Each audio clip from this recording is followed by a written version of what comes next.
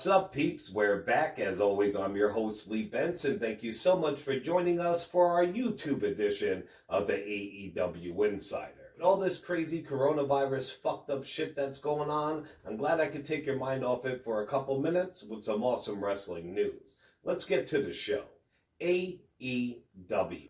Brody Lee appeared on Talk Is Jericho and was pretty candid about his journey in WWE.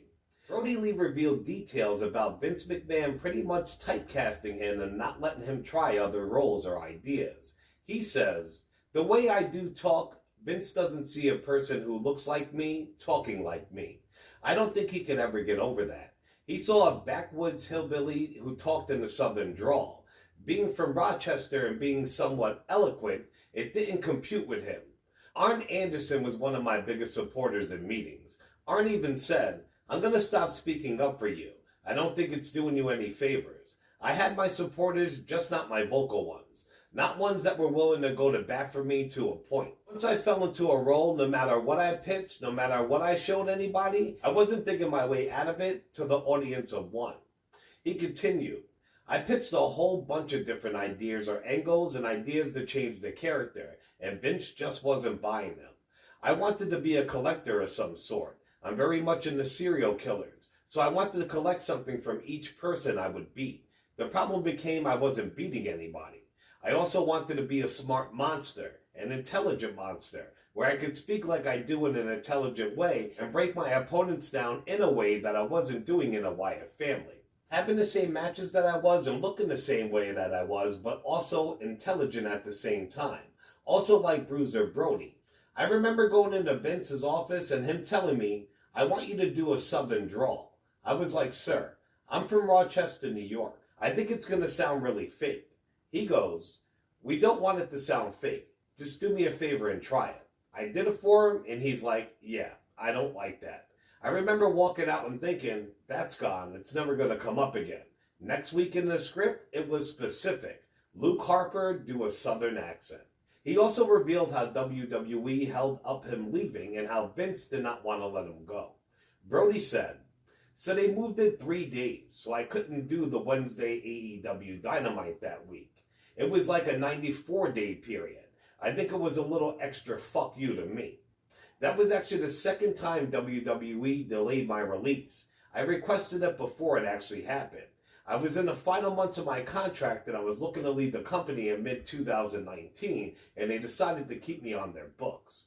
After I had the second conversation with Vince, he called me and said, 'Hey man, for business reasons, I can't let you go.' And I said, 'Okay, it's totally fair. It's your decision, obviously.' Triple H also got involved on Brody staying under the WWE umbrella. Brody said, 'Hunter called me and said, what do you want me to do?' I said I want to wrestle. He asked if I wanted to go to New Japan. I was like, yes, 100%. Can you make that happen? He told me yes, and of course, it never happened." Le Champion, who is now 49 years old and still killing it, revealed when he thinks a wrestler reaches their true prime character and audience-wise. "I don't think you really understand what wrestling is really about until you get to 40. Then you realize it's all about character and connecting with the audience. How do I connect with the audience? These guys, before the show starts, they'll be sitting in a ring and doing double shooting star presses to pop each other. What are you guys doing? There's nobody here. We're just fooling around.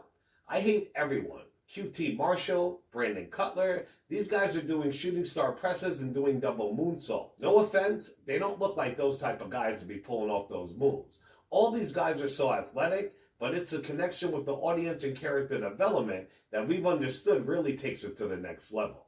Cody Rhodes was asked by a fan via Twitter if he watched Chris Benoit's episode of Dark Side of the Ring. "No. It's just my opinion, but what Benoit did makes it so I never have any interest in watching anything that's connected to him. Like I said, that's my opinion and it's not meant to be controversial. I heard the show was done for the right reasons, but it's just something I'm not interested in." WWE. Well, last night, Roman Reigns was finally pulled out of Wrestlemania. Like I reported yesterday, a lot of staff and talent don't want to be doing the shows. Unlike Roman, most don't have the clout inside the company to refuse. I say good for him and his health. And if I see another Roman WrestleMania main event, my head will legit explode. Dave Meltzer reported that Braun Strowman actually took Roman's place in a taping of the match when he went against Goldberg for the Universal title. And like I said, apparently Roman Reigns isn't the only WWE superstar that has been pulled out of WrestleMania or been forced out. A growing list of names are being kept confidential and will not be included in this year's two-night pay-per-view special for a variety of reasons. Also, according to Meltzer, multiple additional WWE superstars will not be a part of WrestleMania this year after informing a company that they were feeling ill. In these situations right now, due to the pandemic, WWE is immediately pulling talent off the shows that are claiming to feel sick. In other cases, WWE superstars arrived at the Performance Center, decided to tape-ins for this year's WrestleMania. If some of them had slight fevers above 100.4, WWE sent the talents home right away. Come to find out that Bobby Lashley has been quarantined. He did a promotional tour in South Africa, but he has now been cleared for WrestleMania, and he will be taking on Aleister Black. The build-up for the match is simple. Just two guys looking for a fight. I think these guys can definitely pull it off and have an awesome showing. Well, Jon Moxley, that's right, in our WWE news, Jon Moxley kind of appeared on WWE TV again. Renee Young was filming an episode of WWE backstage from her home. She was doing it with Booker T and Xavier Woods. Everybody was at their houses just on the screen at the same time doing the show. And out of nowhere, striking like the Viper Randy Orton, Moxley appeared on screen, made a barking noise, and startled Renee Young with their family pet. Renee Young jokingly pushed him away and said, "Hey, that's what we're doing. We're recording from home." It was a really, really cool moment. When he came on the screen, Booker T and Xavier Woods totally marked out. Booker T was yelling, "Cameo, cameo." It was really cool. Check it out on our social media. Well, CM Punk is still in hot water with WWE. Even his boy Paul Heyman did not speak up for him. Regarding reports of interest in CM Punk for WrestleMania, Vince McMahon has labeled him the one man I just can't do business with. And nobody at the top level, including Paul Heyman, has argued that point or pushed for him. Punk's agent actually did try to open up a conversation about WrestleMania and was turned down. There is a little update about Dana Brooks and Rey Mysterio. There is no indication that either of them does have the coronavirus. It was just a matter of being cautious. We're told as of March 26, nobody in the WWE company has tested positive so far. Rezar of the Authors of Pain just underwent bicep surgery and will be out of action for most of 2020. That sucks for that kid. He's 25 years old and he pretty much sat out the last 2 years of his career after he got called up from NXT due to injuries. AJ Styles revealed what a boneyard match actually is.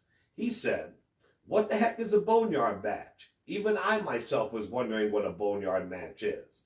Under the circumstances, I think there's a reason it's called a boneyard match. Come to find out they wanted to tread lightly on the situation with everything that's going on. And it sucks. What is this match?" Before confirming, it's basically a street fight in a cemetery. It's not like when they do a buried alive match in the arena. It's going to be different. I don't want to give anything away. I want you guys to enjoy this because of the circumstances. I'm glad my opponent is The Undertaker because it's an opportunity to have a different kind of match. I don't want to have it in an empty arena. You guys are the lifeblood of what we do. We react to you. It's all about you. I wouldn't be anything without you. But we know how to react based on how you react. All this stuff matters. Random wrestling news. Like most of the world, I was hooked and I'm absolutely in love with Tiger King, the new series on Netflix. If you have not seen it, you must watch it ASAP. Well, if you guys didn't know, Joe Exotic was actually an indie wrestling commentator. He used to hold shows at his exotic animal park. I was watching a few of the matches he called on YouTube. Check him out, peeps, and free Joe Exotic 2020. They totally screwed that guy big time. And finally, Netflix and WWE did drop the trailer for their new movie called The Main Event. It actually looks really, really good. It's for the kids, but the adults could watch it too. It's about this little kid who gets bullied, he's having a hard time in school, he finds this mask and it gives him powers. Out of nowhere, he's taking on WWE superstars, there's tons of cameos, it looks awesome, and it does premiere on Netflix on April the 10th. Alright peeps, well that's it for this show. Definitely check us out on all major podcasting platforms, also on Facebook and YouTube under the AEW Insider, and on Twitter under the AEW Insider 1. Remember, if you want to be entered to win an AEW Series 1 action figure, just like and comment on one of our videos, join us on Facebook and follow us on Twitter, and that easy, you're in the running. The reception for it's been really good so far, so I appreciate it. Remember, tweet at me, contact me, comment which AEW figure you would like to win if you had your choice. Alright peeps, well that's it for this show. I'll be back soon. Ciao.